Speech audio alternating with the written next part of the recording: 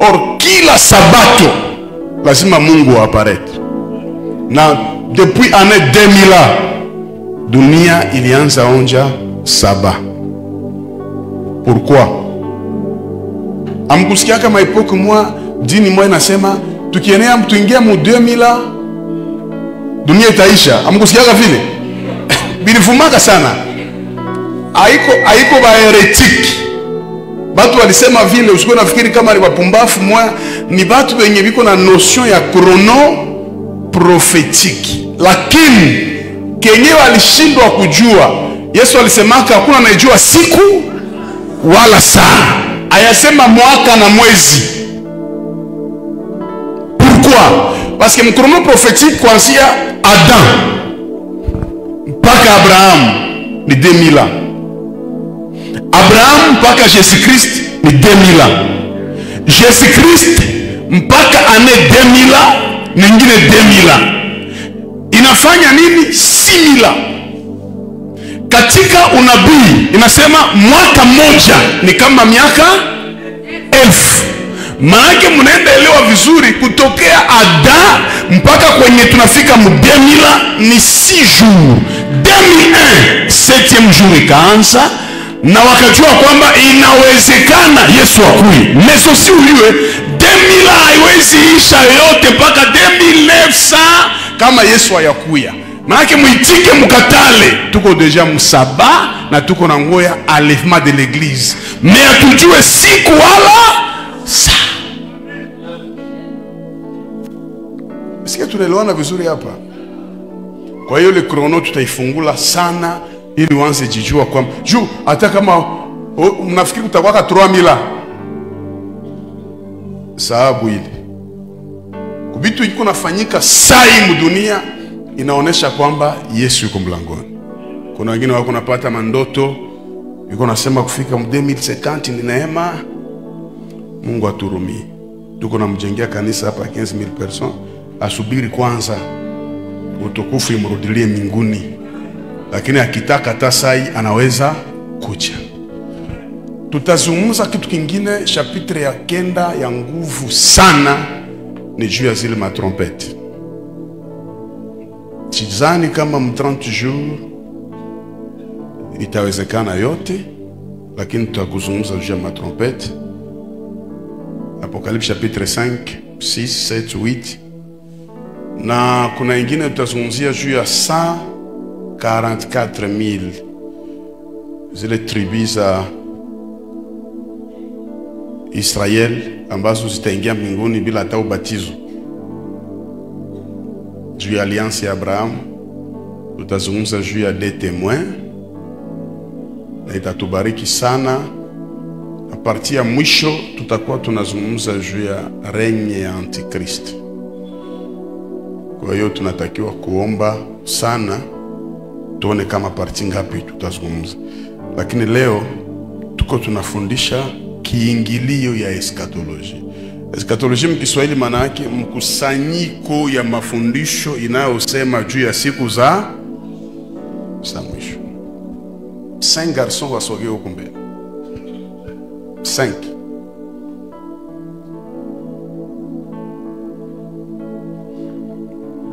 Mshipange hapa, tunaanza message yetu.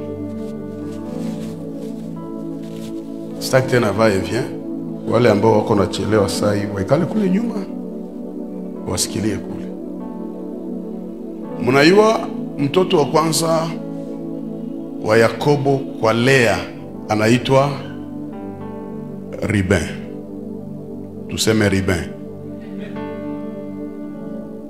Wa pili amjue, sema Simeon. Watatu anaitwa Lawi. Wa ine anaitwa Juda. Hawa watoto waine ndio wenye Lea alizalia Yakobo kisha akaarete kuzala. Hakufunga uzazi, hakukuwa mgonjwa, lakini ile wakati mwanaume akakatala kukutanana naye, akahamia mnyumba ya Rachel. Njo wakati Rachel aliprofite akazala Joseph na akazala Benjamin akakufa. Mwa hii wakati anaarete akaona Bwana anipendi tena, akaanza patia bwana yake mapasi long, manake vijakazi wake wa mnyumba, akasema uende kule unizalie. Bakaanza mzalia, lakini wale watoto awafatanishe kwamba ni 5 wa 6, no, njo wako wakina Dan wako ndani, awafatanishwe vile. Munajua historia niliwafundisha gisi Ruben alitoka utafuta matunda akaileta, nishafungula kile kitu hapa. Sasa akapata neema kubwa, akazala mtoto wa 5 anaitwa Isaka. Isaka anafata nani kumgongo? Isaka anafata Juda kumgongo. Menasoma Biblia vizuri. Ruben balimulaani, Lawi na Simeon walainiwa, 4e fils akabarikiwa Juda. Huyu njoo aliitwa Lion, mfalme, fimbo ya kifalme iko juu yake. Sasa kati ya Juda na Aba na Juda na aka Isakar, mapendo itakuwa kwa wanani sana?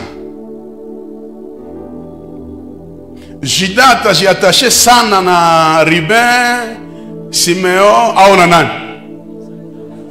Atajiatashe sana na Isaka, paske Isaka njo muloko yake mwenye alimufata kumugongo tena baada ya miaka mingi. En fait, kenye kinakufanyaka kuwa mkubwa ni kukuwa na badogo. Maisha kama hawezi taka kuinua wengine bakue chini yako, hautakuwa mkubwa. Ukitaka kuwa mkubwa lazima uforme watu wengine, wakishaonekana ukubwa yako itaonekana. Manake mwenye anatosha Juda mbukade ni Isakar. Isakar ndio anakionyesha kwamba Juda haiko petit. Juda ni grand, mimi niko petit yake. Mtu mmoja aseme amen. Geukia voisin mwambie, ukiinuliwa nipe kidogo, heshima yako itakuwa mingi.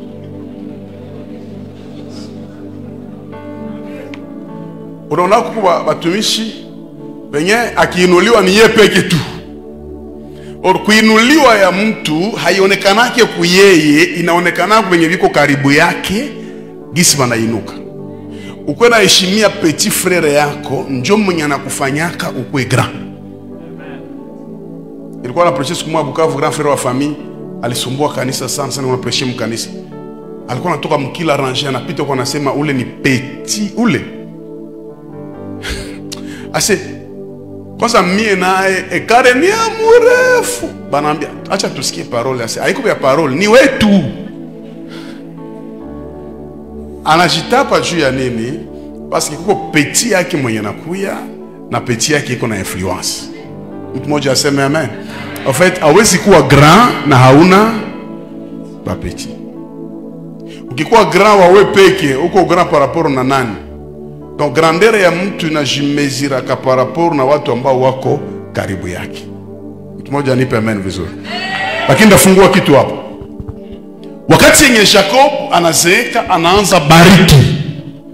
Anasema wewe Ruben, na kunyanganya uzaliwa wa kwanza kwa sababu ulipanda kukitanda. Ukataka tuchangie na wewe utukufu. Kwa hiyo huko mlainiwa. Na mnaelewa nimesema adui yako ni ule mwanapendaka mkulie naye fasi moja. Hata Yesu aliambia watu, mtaona ule mwenye atachovya na mie kusahani, njoo adui. Na huyu Ruben akakulia na baba yake fasi moja, kwa hiyo ikamfanya alainiwe. Simeon na Lawi wakalainiwa kwa sababu ya hasira yao, waliua mtu. Lakini napenda Mungu sana. Mungu hakutaka ila laana ibakie hapa kwa Ruben. Mbele Moize akufe, akatabiri akasema, Ruben, tu vivras. Manake laana yenye baba wa kimwili alitosha, alitia, baba wa kiroho akaitosha. Na Ruben akaendelea. Simeon, Lawi walikuwa chini ya laana, lakini Mungu wa rehema, mwa hii jamaa ya laana ndio kwenye Musa alizaliwa. Mungu anashichagulia kwenye mamikoshi ziko, ndio atoshe neema yake iko pale, ili utukufu yake ikuwe na nguvu zaidi ya kawaida. 4e fils akasema, toi Judas, mon fils, tu es un jeune lion. Wewe ni simba. Ufalme haitatoka mikononi mwako.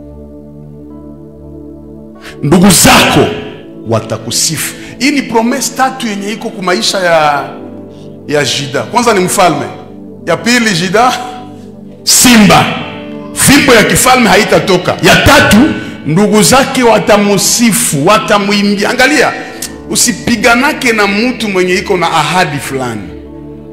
Huyu iko na, Biblia inasema fimbo ya ufalme haitatoka mikononi mwako. Eske mnakumbuka wakati mmoja yenye Juda alifanya dhambi, akazini na Tamar, akamwachia sentire, akamwachia fimbo. Siku Tamari alizaa, wakataka mulapide, tena Tamar akakia na ile fimbo, ile sentire. Uniambie, mtu akuachie gaji ya fimbo pendant 9 mois, sitafunjikaka tu.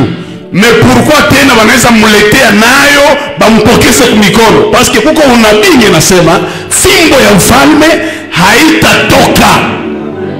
Hii ni tabiri. Kama kuna kitu mshapoteza muujinga, Mungu akirudishe mwa hii enseignement tuko nayo. Mtu mmoja aseme amen.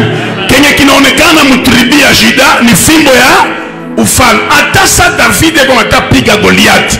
Goliath ya kuona lijiwe, me Goliath aliona fimbo. Parce que David ni wa tribi ya Juda.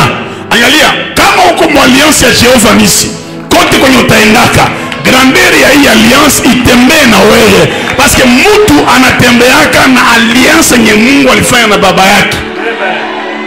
Fimbo ya ufalme haitatoka mikononi mwako. Mtu mmoja nipe amen vizuri. Okay, njoo mnaangalia Saul alikuwa mtakatifu sana. Hakuna dhambi alifanya baka mnyang'anya ufalme. Parce que Saul haikuwa tribu ya Juda, ni wa tribu ya Benjamin. Mais David zambiste, maisha machafu, lakini juu kuko promesse yenye nasema fimbo ya kifalme haitatoka mikononi mwako. Hata siku Yesu alizaliwa akaitwa mwana wa nani? Wa Daudi, kwa sababu Kristo ni mfalme wa wafalme. Manake huyu ni simba, sema simba. Kisha huyu banamuita punda.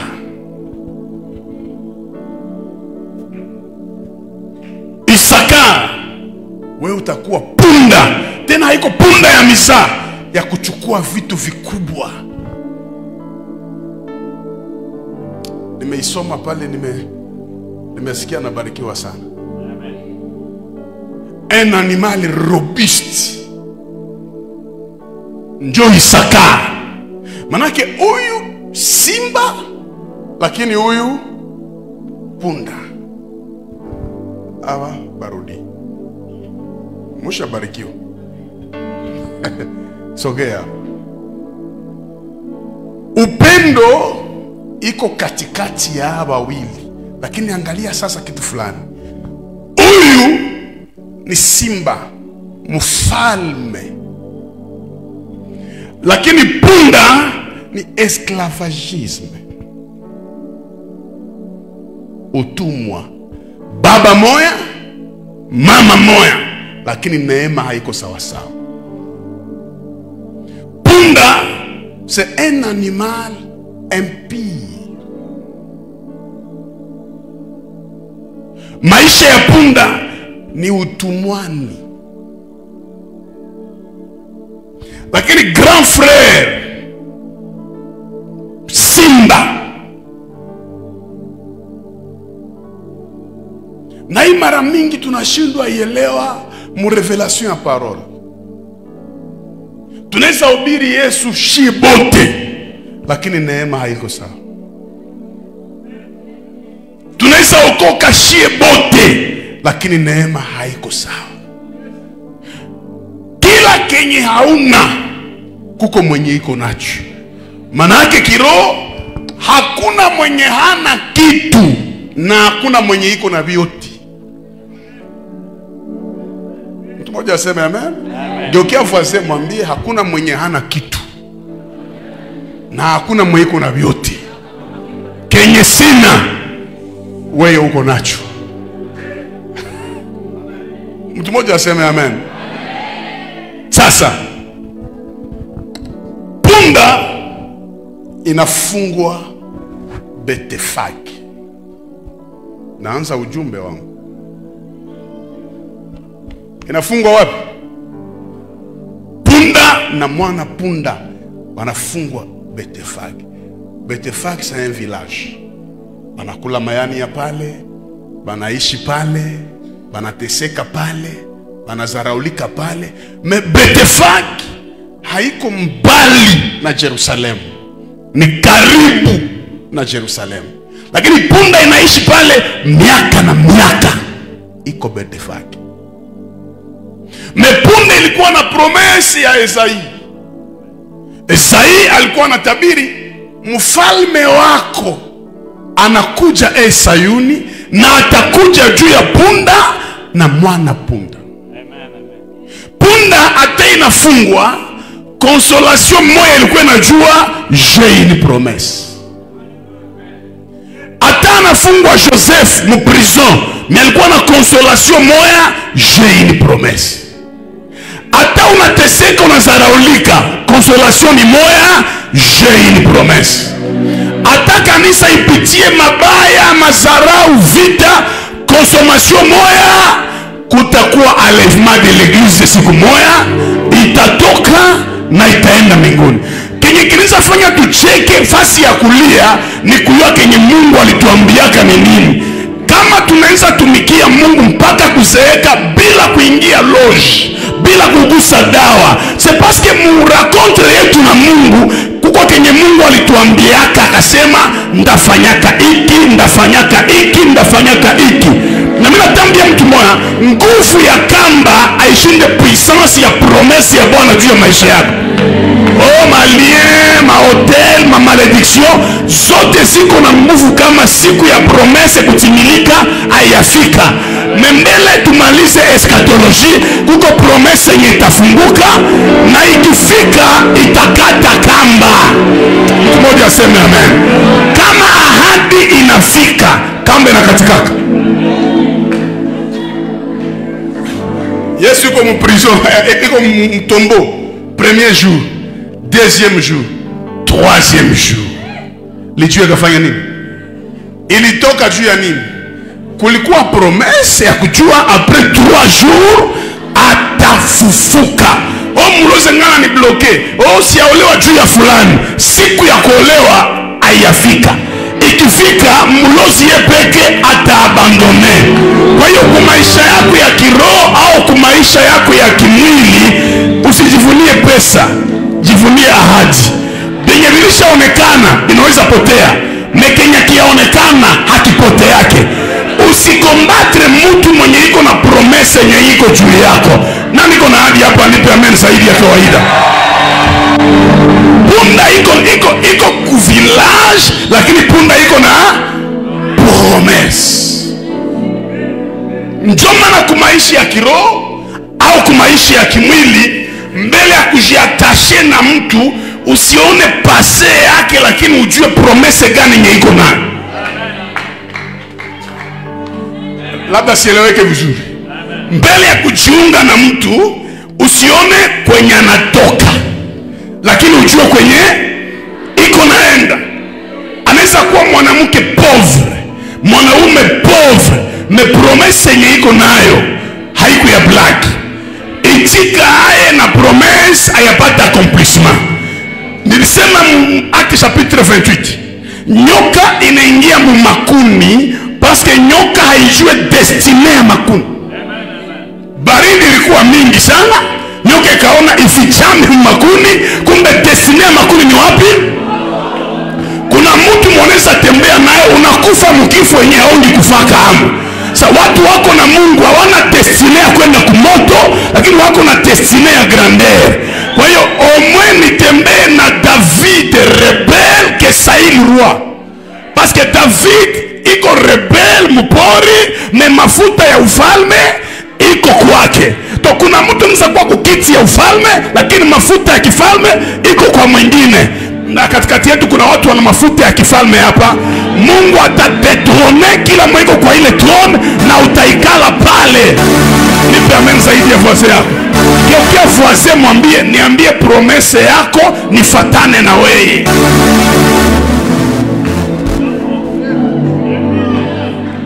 Niko nasikia mwalimu ataongea. Nipe amen zaidi ya voisin. Unatajiunga na mtu atamkazi. Que ça soit une église, usijiunge na mtu mwenye ujue mwalianse yake muko promese gani. Kuko batu wenye bata shindwaka, toujours combattu mais jamais abattu. Atatukaniwa mais atakuwa na réussir, parce que promesse déjà sema tu seras toujours la tête et non la queue. Mungu iko naongeza promesse ma promesse zako leo. Nani kona amen zaidi ya voisin? Mungu iko naongeza ahadi mu mahadi zako leo. Hautaishi ile yenye watu wanasema, utaishi kenye Mungu alisema. Ndio maana prière haiko entraînement, prière haiko répétition que moi j'ai pris plus que les autres. Prière ni kukumbusha Mungu kenye alisemaka maisha yako. Alikwambiaka ndafanyaka hiki. Kumbusha Bwana kenye Mungu alisemaka lazima kitimilike. Katika manyama kuko manyama yenye haitapendanaka, na katika manyama kuko nyama yenye haitakulanaka. Na niko na amen zaidi ya mwenzake. Munaelewa mu Biblia vizuri, mu revelation ya parole. Nyoka na kondoo ni baadui. Munayoga vile? Nyoka na kondoo ni baadui. Ndio maana Biblia mko kizazi cha nyoka na wana kondoo wa Mungu. Paske nyoka na kondoo bote ni batoto ya Adam. Aliwapangaka majina, lakini nyoka akavula utupu ya baba yake, kondoo akaitika bamuvule utupu yake bavike baba yake. Ikafanya nyoka na kondoo basi. Bwana, kama ningejua mwisho wangu, moyo wangu ungekaa kwa sana. Bwana, kama ningejua mwisho wangu, moyo wangu ungekaa kwa sana.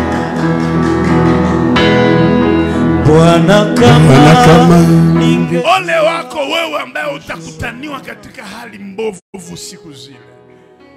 Siku moja Yesu anaangalia mitume, anawaambia fanyeni nguvu kuingia. Kwa sababu wengi watafanya nguvu lakini hawataingia. Fanyeni nguvu kuingia. Sansera aliyekualisha kanisa na ukosa uzima wa milele. Mpaka ufike mnivo na rudia unajiuliza Mungu, mi parapanda ikilia, eske mimi naweza enda? Anasema mtakatifu aendelee kujitakasa na mchafu aendelee kujichafua, lakini naja upesi kumulipa kila mtu kadiri ya matendo yake.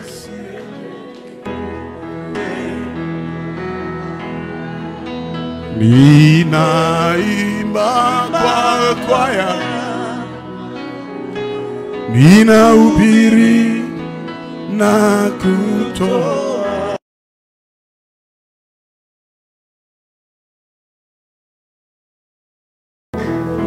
Bwana, kama ningejua mwisho wangu, moyo wangu ungekaa kwa sana.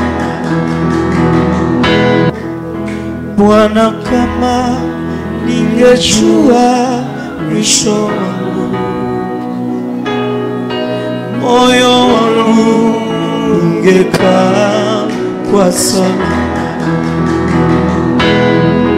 Bwana kama ninge. Ole wako wewe ambaye utakutaniwa katika hali mbovu siku zile. Siku moja Yesu anaangalia mitume, anawaambia fanyeni nguvu kuingia.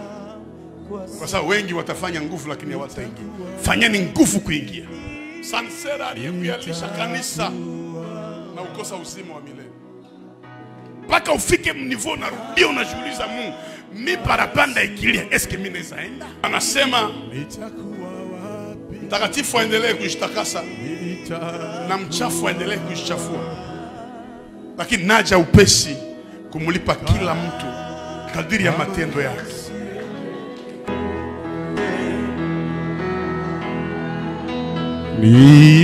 Ninaimba kwa kwaya, ninahubiri na kutoa. Yesu Kristo naye iko na promesi ya kuingia Jerusalemu. Me hata ingia Jerusalemu kama hajapanda juu ya punda. Niko naona promesi ya Yesu iko na. Kuko promesi ya reve juu ya Goma. Me ile promesi haitaji accomplir muvide. Wewe utakuwa punda ya kutimiza kenye Mungu alisemaka. Si ya une promesse de la grandeur. Mungu haifanye kukupitia wewe. Mtu mmoja nipe amen zaidi ya voisin yake. Me hii punda iko wapi? Iko ku village. Iko Betefagi. Bitu inaharibika hapo. Sema village. Sema prison. Manake ni punda yenye kritere yake ya kwanza ikwe ku village, mais aussi ikwe inafungwa na hii village isikuwe mbali na Jerusalem. Kwa nini Yesu asiseme mutakuta punda mukartier yenye iko natembea, uikamate uilete? Me anasema mutakuta punda yenye nafungwa. Kriteri ya kwanza ya kukuwa pre siku ya levement ni kukuwa prisonnier. Basi vitu vinaharibika. Parce que wewe unapendaka délivrance. Je suis libre. Jésus m'a libéré. Critère ya kwanza ya kwenda siku ya levement ni kukuwa prisonnier. Parce que moi levement de l'église célibataire hataenda.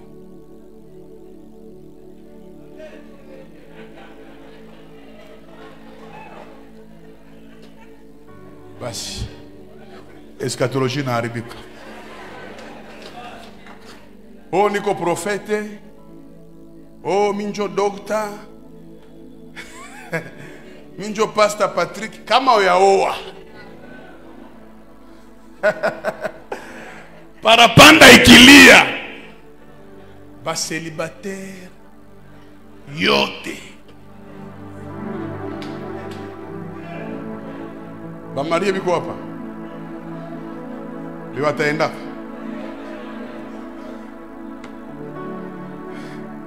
Ba célibataire musinilapide. Ba célibataire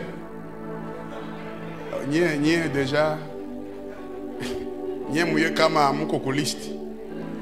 Parce que na Biblia yenyewe inasema wawili ama watatu wakikusanyika niko pamoja. Wewe célibataire. Ile ni blague. Acha niifungue mu revelation. Est-ce que mnakumbuka kama mu jardin d'Eden mlikuwa couple? Il n'est pas bon que l'homme ilikuwa couple. Mu arche de Noé, est-ce que mulingia célibataire? Noé na bibi yake, mtoto wake bibi yake, mtoto wake bibi yake, na manyama ngapi ngapi? Kuko célibataire pale? Est-ce que mshamba ya Makapela kwenye walizika jamaa ya Israeli kulizikiwa célibataire. Abraham, Sarah, Lea, Jacob, Isaac, Judith, kila mtu alizikiwa pale alikuwa marié. Donc il n'est pas le Dieu des célibataires. Kama yaoa, fanya ima. Célibataire ni nani? Ni mtu mwenye iko libre, anaweza enda Bukavu sai na hata laka iko, akitaka hata nawa buchafu yake idarange mutu. Inaderange nani? Hauta nawa siko masahani, analala. Célibataire iko libre kuvala rangi yenye anataka. Autrement dit, célibataire hana alliance. Célibataire ukimo hana agano yoyote. Sasa hawa watu wako libre mbinguni. Ndio maana kumsalaba kuko Bwana mwalikuya, akamwanga damu yake, akatununua kwa bei kali, akafanya agano na shi. Manake kila mkristo wa kweli haiko célibataire, tuko deja mfiancé na tuko na alliance. Na ndio maana parapanda ikilia, we deja uko marié, utakutana bwana harusi parce que hauko libre. Yokia français mwambie, je ne suis pas libre. Kuko wenye mpagana naweza fanya kenye wewe hautafanya. Anakuambia ça c'est pas un péché, anamwambia moi je ne suis pas. Siwezi enda kila fasi, siwezi kunywa kila fasi, siwezi fanya kila kitu parce que j'ai une alliance. Je suis engagé. Kama muko hapa magharibi ya leo parce que vous avez une corde, kuna kamba yenye bana kukwaza, me hautaacha Mungu juu kuna kamba yenye uko nayo. Na Paul anaikonfirme, anasema je suis le prisonnier de Christ. Na niko na amen zaidi ya mwenzake. Haya kufikia kipindi mtu anakukwaza, metena unamlomba msamaha. Unamlomba msamaha aye na yeye alikukwaza. Parce que Roho Mtakatifu mwenye iko ndani yako hapermettre ubakie vile uko pale. Ukishakuwa deja mkanisa, uiwe tena uko célibataire, unakuwa bibi harusi. Acha kuingia mkanisa, geuka kanisa. Ukigeuka kanisa, siku ya parapanda Mungu atakunyakua. Ambia voisin, acha kuingia mkanisa, geuka kanisa. Mtu wote iko ndani ya Yesu haiko célibataire. Kila mwenye iko ndani ya Yesu iko engagé. Bibi harusi wapigie Yesu makofi na vigelegele.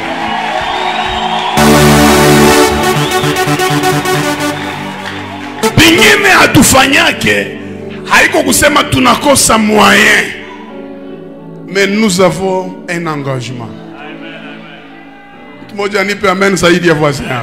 Oh, il fallait mujibie, il fallait muoneshe naye. No, haiko vya kuoneshana. Wewe unaanza kujua nikivala hivi fiancé yangu hata furahi. Ndio naangalia hata kuvala ya Mkristo haiko tena mshua zake, meiko mkritere ya bwana harusi. Anajua bwana yangu hata furahia. Hatuwezi enda kote kwa sababu kuna kamba tuko naye.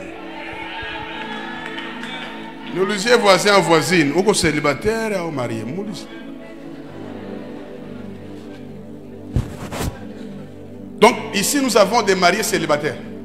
Comme wengine ni ba marié lakini ni ba parce qu'il y a une alliance ya bwana.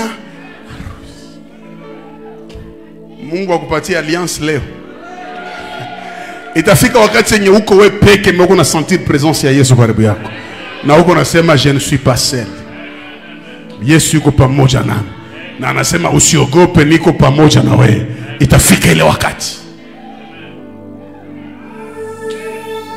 Na niko na amen zaidi ya voisin. Juda hawezi acha Isaka. Jamais. Mais la première condition il faut accepter la prison. Mungu haiko vile tunamfundishaka. Mungu akikufungula kwa shetani anakufungaka kwake. Ulikuwa na prison ya bisirani, ukifunguliwa unakuwa na prison ya douceur. Unaweza itika kaoneo ya hivi zibula.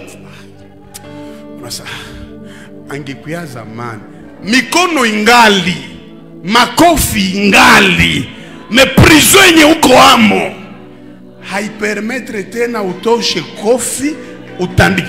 Kama ungana shikutana mbia Yesu, ungali huru kufanya vyote. Ujua haiwafungi waka. Kama unaombaka ukiingia munganda kwenye pombe iko na kunyuya, unasikia kizunguzungu mkichwa. Unasentir que il y a une présence étrangère ici. Et kizunguzungu namna gani?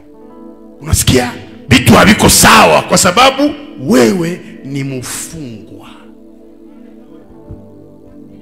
Kuko wa prisonnier hapa. Kuko wa prisonnier hapa. Hatuwezi ona mfalme kama tukuanzia mu prison. Rudia kwa Joseph.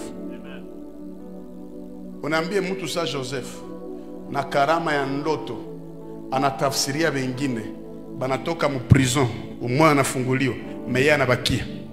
Pourquoi? Parce que Mungu alijua juu mfalme ayuko anakuaka lazima akue mu prison. Ingikuwa ba Yusufu wa leo bangitorokaka. Na mfalme angitumaka watu waende muleta, bangisema alikuepaka mweli masasi ya juzi na akaenda. Mais Joseph alikuwa mu prison. Baraka ikamkuta mu prison. Mungu anajua benediction ya Mefiboshethi itakuyaka, anamvunja migulu, anamfanya prisonnier Lodebar. Siku atamtafuta wamkutane pale. Hatuna confiance na Bukristo yako na uyakuwa prisonnier mu Jehova Nisi. Sio kama naeleweka. Mpaka siku tunayua, angalia Pastor Josephat, usipati yake mtu kazi mkanisa na haiko prisonnier. Wakati ya elevation, batu mingi banakuyaka. Biko na besoin batumike na we. Mais question, est-ce qu'il walisha fungwa? Batu yote balifata Yesu walikuwa libre. Akamwambia leo mtanikula, bakakwepa. Akamwambia Petro, na nyie mtaenda? Petro akasema nini? Twende tena. Manake tulisha.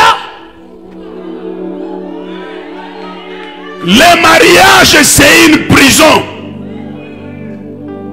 Njo anasema Paul, mwanamke anafungwa na sheria kama bwana yake iko hai. Sio mnaeleweka? Kama bwana wake iko hai, anafungwa na nini? Haiko kimwili. Bwana mwenye iko hai ni Yesu. Ndio mwenye hata kufaka. Kanisa inafungwa na sheria kwa sababu Bwana iko hai. Ile ni condition kubwa ya kwanza ya enlèvement de l'église. Kwa prisonnier wa vérité. Kwa prisonnier wa prière. Kwa prisonnier wa sanctification. Kwa prisonnier wa amour. Kwa prisonnier wa kutenda mema. Ujikute unafungwa, atasema mutamkuta kule mumufungue. Mtu mmoja aseme amen. Kuko ma prison za baraka. Congolais mwa alifungiwa Allemagne, kuna pokea $500 kama par semaine. Anakula vizuri 500 euros. Ikienea 1 mois iko na 2000 euros. Siko namwambia tunataka kufunga, tunataka kufungula, analia. Sasa sitatoka humu. Muniache humu niko na makosa mingi. Anakalkile lare yenye ilikuwa naingia ilikuwa trop. Sasa prisonnier kwa Yesu inashinda liberté ya dunia. Mtu mmoja anipe amen zaidi ya mwenzake. Au yaonaka ukizoea prière sana, inafikaka wakati yenye uko nakula mais uko na douter. Est-ce que siko mjene? Ayakufiaka? est-ce que je ne suis pas un jeune? Ah, leo siko mjeune, patia nikule pale. Metena kesho yake ifo nianze programu. Pourquoi unataka ianze? Kuko tu kamba inakwambia njoo maisha yako hii. Bana kukuwaza, bana kutukana. Mimi nalapa na kanisa, mimi naacha. Metena maradi nyingine na kabiblia karuje, unokia mkanisa. Unokia tena fa nini? Kuna kamba iko nasema weye. Njoo maana basi kudanganye na utafata enseignement mzuri.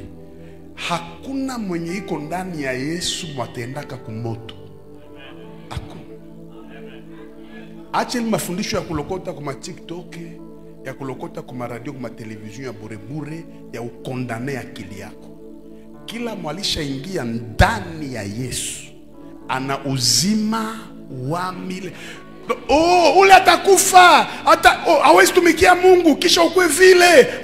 Umwambie tu na mtakatifu aendelee kujitakasa. Mtu asimezire sanctification yako par rapport na jugement yake. Ukisha ingia ndani ya Yesu, utoke hapa na ile imani, na ukitaka unaacha.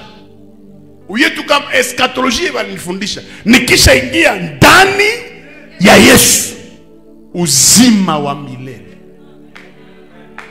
Nani ko d'accord na mimi? Kama iko d'accord na mimi? Parce que Bible inasema aamini na kubatizwa ataokolewa. Mimi siko miongoni mwa watu wa kuniambia parapanda nitakutana sitakuwa tayari. Ndakuwa tayari. Siku tu niliitika Yesu, njoo tu siku yenye nilikuwaka tayari. Donc Yesu aitike akatale, mi Gabriel niko tayari. We mwenye uko pale, tosha mkichu yako ndaenda kumoto. Hautaenda kama ulishaingia ndani ya nani? Kama uko ndani ya Yesu. Yesu ni wa kumoto, ni wa mbinguni. Kama uko ndani yake utaenda wapi? Asa mahali nilipo ni pale mtumishi wangu atakuwa. Heshimia croyance yako. Acha mashaka ukondane kichwa yako. Ulioko kaka, ile zambi ulifanya ingali na kuita mpaka leo, mwambie iite tate yako. Ya kale imepita, yote imekuwa mapya. Ndio maana eschatologie ya revelation iko na puissance kushinda écriture. Mwa écriture wanasema washarati hawataingia, waongo hawataingia, waoga. Donc sabi biko na hukumu muuaji na muoga naye. Bon, nani haiko muoga mshie bote? Masasi ianze sai. Nani ataresiste? Wakuteta hawataingia, wakuabudu sanamu hawataingia, wenye chuki hawataingia. Sasa uko nasema nani mataingia yako?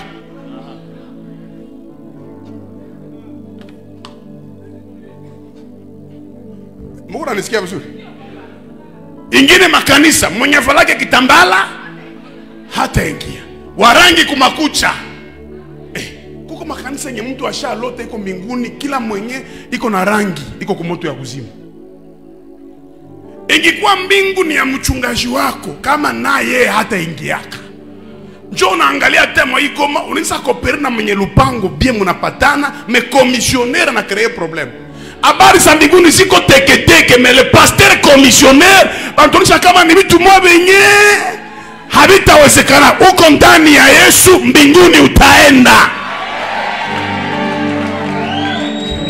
Parce que Biblia iseme mtakatifu endelee kujichafua. Ole wako ambaye utakutaniwa katika hali mbovu siku zile.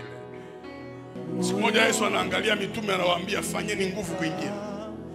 Kwa sababu wengi watafanya nguvu lakini hawataingia. Fanyeni nguvu kuingia. Sansera aliyekualisha kanisa na ukosa uzima wa milele. Paka ufike mnivo na rudia unajiuliza Mungu, mi parapanda ikilia, eske mimi naweza enda? Anasema mtakatifu aendelee kujitakasa na mchafu aendelee kujichafua.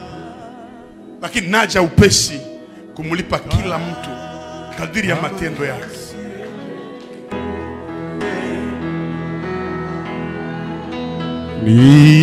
Ninaimba kwa kwaya, ninahubiri na kutoa. Unaona mkachi Kisha mtu anasema ne faites pas ça chez vous. Njoo hii usipeleke wenye ujue. Mulimwengu wa kiroho kuna watu walisha andikwa kuingia mbinguni. Matthieu 25:31.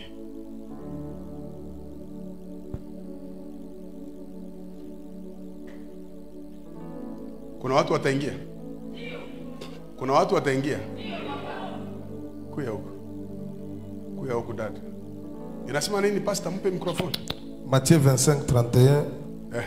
Bible nasema lorsque le Fils de l'homme viendra dans sa gloire avec tous les anges, il s'assiera sur le trône de sa gloire. Toutes les nations seront assemblées devant lui. Il séparera les uns d'avec les autres. Comme le berger sépare le brebis d'avec le bouc. Et il mettra les brebis à sa droite et les boucs à sa gauche. Alors le roi dira à ceux qui seront à sa droite: venez, vous qui êtes bénis de mon Père. Vous qui êtes bénis de mon Père. Prenez possession du royaume. Prenez possession du royaume qui vous a été préparé. Qui vous a été préparé. J'aime une autre version. Qui vous a été prédestiné. Qui vous a été préparé de la fondation du monde. Kabla misingi ya dunia haijawekwa, muliwekewa iwa hiyo. Bale watu biko hapa. Biko mwaisal. Labda muko mwaisal. Mukie mukamate ufalme yenye muliwekewa kabla misingi ya dunia haijabo. We mutu ulumbiwaka na nini? Si bulongo. Manake mbele matiere yenye likuumbaka ilikuwa yakuwa. We ulikuwa lishawekewa nini? Ufalme. Banani biko predestiné. Biko hapa. Unajua mimi niko predestiné. Pourquoi? Endelea pastor. Car j'ai eu faim. Nilikuwa njaa. Et vous m'avez donné à manger. Ukanipa nini? Tena? J'ai eu soif. J'ai eu soif. Et vous m'avez donné à boire. Sikiliza. Nyie ufalme ni muliwekewa na misingi ya dunia. Nilikuwa njaa, mukanipa? Okay, kamata exemple. Abigail anaolewa na Nabal juu ya manke ya patience. Anajua Nabal ndio bwana yake wakufa na kusikana. Mekumbe Abigail iko predestiné kuolewa na roi David. Ndio mwenye Mungu alimuumbiaka. Meju Abigail aende kwa roi, ifo David yakuwe njala, Abigail amletee chakula mpaka apate ufalme yenye iko nayo, paske alikuwa predestiné mu royauté. Na niko na amen zaidi ya mwenzake hapa. Sa colère ya David eliwaka 10 jours après Nabal akakufa, mariage ikafanyika ya David na Abigail. Les 10 jours ni 1000 ans ya prison ya shetani na antikriste baada ya lèvement de l'église. Unapotumikia Bwana kwa na assurance ya kujua mimi ndaenda mbinguni siku wa dunia. Aba mbinguni même si ça ne va pas, hawezi gusa dao. Amen. Hawezi tegemea mankiona. Amen. Yeye anajua kama akili yangu ni ya kwenda wapi? Mbinguni, paske niko pred. Oh my God. Shetani haitiki ya katani. Mbingu mie na weye. Kuko batu maikanisa aishavunjika moyo, aishatukaniwa. Decision zake hamerite kuingia hapa. Mais pourquoi anaingiaka? C'est une force de la prédestination. Mungu ashasema utakuwaka pale na baraka yako iko pale. Wale ambao watanyakuliwa wasimame wapige makofi kwa Yesu. Wanaamini kwamba nitaenda. Geukia 5 personnes mwambie kwenda mbingu mimi naenda.